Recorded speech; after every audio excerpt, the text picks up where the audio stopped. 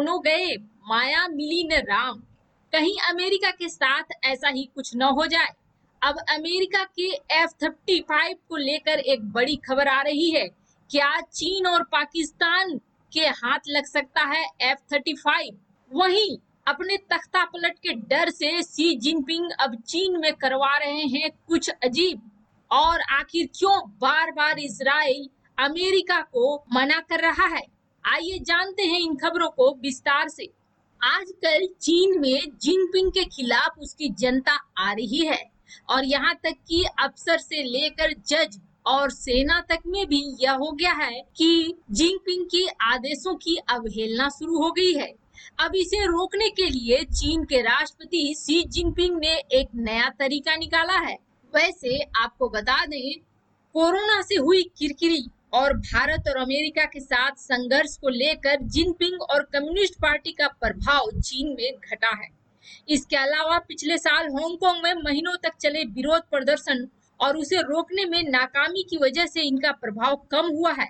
हाल ही में कई विशेषज्ञों और चीन में हुए अध्ययनों में कहा गया है कि पार्टी नेतृत्व कई प्रयासों के बावजूद पुलिस बलों, सुरक्षा एजेंसियों, अदालतों, अभियोजकों और जेलों से जुड़े अफसरों पर मजबूत नियंत्रण के लिए अभी भी संघर्ष कर रही है। चीनी राष्ट्रपति को अब ऐसा लगने लगा है कि कहीं चीन में तख्ता पलट की संभावना न हो, इसलिए इन दिनों पूरे चीन में जजों, पुलिस अधिकारियों, प्रोसिक्यूटर और सुरक्षा एजेंट को माओ के सिद्धांतों का अध्ययन कराया जा रहा है। दरअसल यह कवायद कम्युनिस्ट पार्टी के अभियान का हिस्सा है।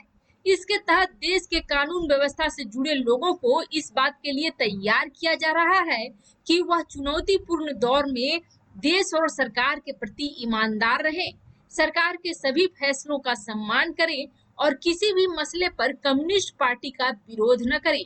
यह अभियान कम्युनिस्ट पार्टी के नेता और जिनपिंग के लिए घरेलू अनुशासन को मजबूत करने के लिए एक हथियार के तौर पर इस्तेमाल किया जा रहा है। इससे जिनपिंग का दबदबा फिर से कायम किया जा सके। पिछले 2 साल में भारत, अमेरिका और अन्य देशों के साथ संघर्ष की वजह से पार्टी और नौकरशाहों के बीच जिनपिंग का प्रभाव घटा है।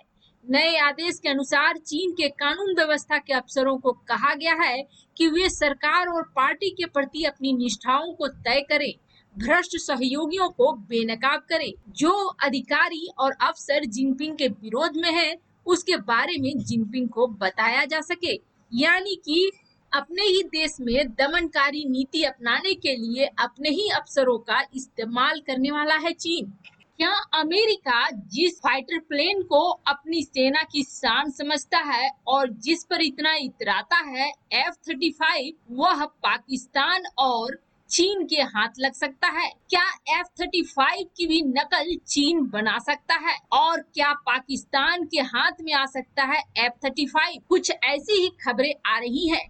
आपको बताते हैं आखिर कैसे चीन और पाकिस्तान के हाथ लग सकता है F-35। F-35 दुनिया में सबसे अधिक मांग वाली फाइटर जेट्स में से एक है, क्योंकि इसके अंदर स्टील्थ टेक्नोलॉजी लगी हुई है। F-35S 5वीं जनरेशन की जेट है, जिसमें एडवांस स्टील्थ टेक्नोलॉजी लगी हुई है, एडवांस फाइटर स्पीड है, इसका सेंसर और नेटवर्क इनेबल्ड ऑपरेशंस गजब का है। यही सब देखते हुए कई देश इसे खरीदना चाहते हैं। यूएई ने 5वीं पीढ़ी के अमेरिका के इन स्टील्थ जेट्स को हासिल करने में गहरी दिलचस्पी दिखलाई।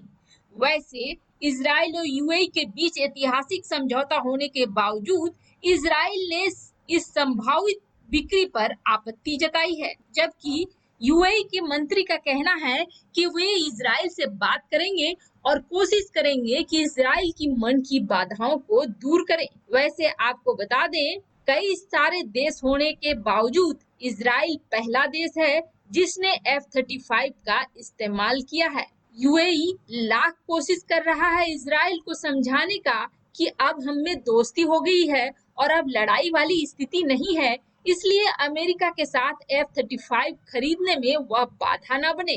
वैसे अमेरिका ने पहले यूके, ऑस्ट्रेलिया, जापान सहित कई प्रमुख सहयोगियों के साथ अपने F-35 लड़ाकू जेट के लिए सौदा किया है, लेकिन इजराइल पहला ऐसा देश है जिसके पास सबसे पहले यह आ गया है। अब यूएई इस पे काफी रुचि दिखा रहा है कि जैसे ही यह शांति संधि हो गई है, अब कोई बाधा नहीं है, जल्द से जल्द F-35 को यूएई को दे दो। समझौते के बावजूद इजराइल ऐसे किसी भी देश को F-35 नहीं बेचने देना चाहता है जो उसके लिए खतरा बनकर उभरे। लेकिन इन सब में सबसे बड़ी बात यह है कि पाकिस्तान और चीन के पास यह कैसे पहुंचेगा।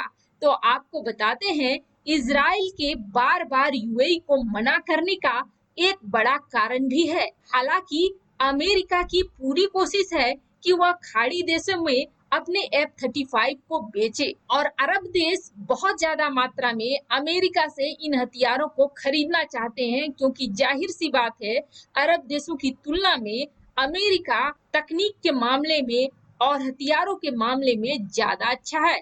लेकिन इजराइल भी अपने स्थान पर अडिग खड़ा है। भले ही वह इस मुद्दे पर ज्यादा बोल नहीं रहा है, लेकिन इजराइल इस सौदे को नहीं होने देना चाहता है। अब आपको बताते हैं क्या है असल मामला। यूएई की अरब दुनिया में सबसे उन्नत सेना है, जबकि कतर और सऊदी अरब अपनी घरेलू सेना के लिए काम कर रहे हैं और आक्रामक रूप से पकड़ बना रहे हैं। लेकिन यूएई और सऊदी अरब, इन दोनों ही देशों में पाकिस्तान अपनी महत्वपूर्ण भूमिका निभाता है। पाकिस्तान, संयुक्त अरब अमीरात, सऊदी अरब, इन देशों में अपने सेना को भेजता है और ये सेना वहां हजारों रक्षा कर्मियों को ट्रेनिंग देते हैं। साथ ही साथ हजारों पाकिस्तानी वहां अपनी वर्दी में सेवा भी दे रहे हैं। यानी कि साधारण भाषा में कहें तो पश्चिमी देशों से कई ज्यादा अच्छा रिश्ता पाकिस्तान का अभी भी खाड़ी देशों में है। पाकिस्तान और यूएई के बीच रक्षा संबंध आपस में काफी मजबूत रहे हैं। यहाँ तक कि पाकिस्तान की सेना संयुक्त अरब अमीरात के कमांडो के साथ साथ सभी सशस्त्र और तोपखाने के अधिकारियों को ट्रेनिंग देती है। और ये सब तो कुछ भी नहीं है। ऐसा कहा जाता है यूएई वायुसेना के पहले 5 chief of air staff Pakistani थे। यूएई के पहले चीफ ऑफ एयर स्टाफ थे शेख जायद, उसके बाद दूसरे थे अयाज अहमद खान, उनके बाद तीसरे थे गुलाम हैदर, उसके बाद चौथे थे जमाल ए खान और पांचवे थे फिरोज ए खान। ये सारे पाकिस्तानी थे। आज भी पाकिस्तानी सेना के कई लोग प्रमुख पदों पर यूएई और सऊदी अरब में हैं।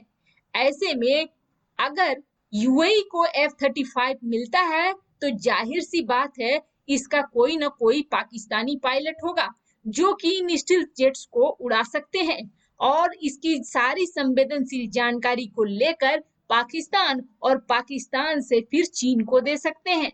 इस तरह से बड़ी आसानी से F-35 की डिटेल पाकिस्तान और चीन को मिल सकती है और चीन उसकी नकल भी बना सकता है, साथ ही साथ उसके प्रतिरोध की तैयारी भी कर सकता है। इसलिए यूएई के साथ अमेरिका का यह समझौता न हो, इजराइल इसकी पुरजोर कोशिश कर रहा है।